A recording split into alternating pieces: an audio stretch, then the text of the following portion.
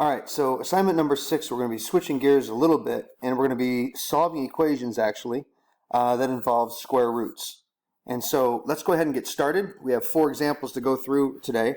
So here we have 2 plus the square root of 3x minus 2 equals 6. We want to solve this equation. So we're going to isolate the square root sign first. We want to get this by itself. So I want to get rid of the 2 out here. So I'm going to subtract 2 from both sides, and I will have the square root of 3x minus 2 is equal to 4. So then I want to undo the square root sign. So I can undo the square root sign by squaring this entire side.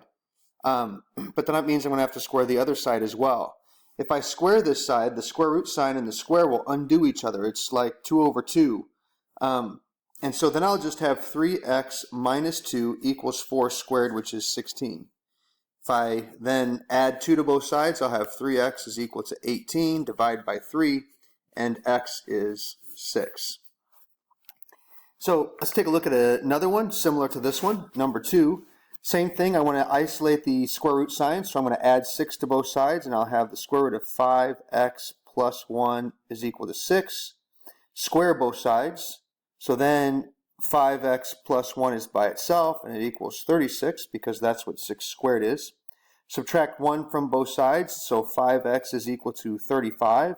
And if we divide by 5, x is 7.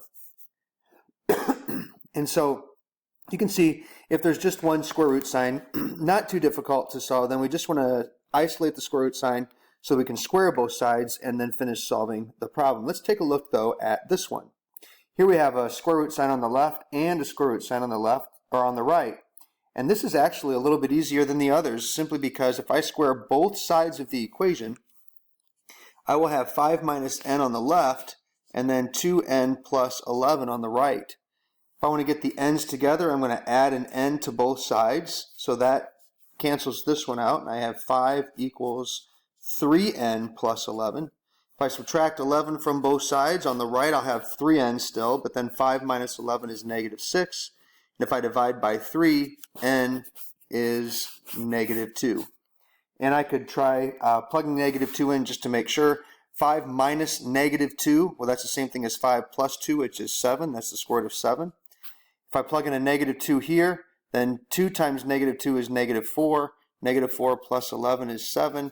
And so I have the square root of 7 on both sides. So let's try an example like number 4.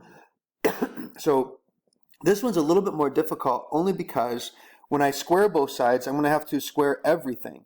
If I square this side and square this side, the 5 squared is 25, but then the 2n squared is simply a 2n. I could say it's the square root of 4n squared, but the square root of 4 is 2, and the square root of n squared is n. On the right-hand side, 10 squared is 100. The square root of 3 squared, well, that's the square root of 3 times the square root of 3, which you could say is the square root of 9, but that's also just 3. And so 25 times 2n, that's 50n, equals 100 times 3, which is 300. And so then I'm going to divide both sides by 50, and 300 divided by 50 is 6. And so those are the kind of questions that we're going to be looking at for today's homework assignment. And we'll go over questions tomorrow in class.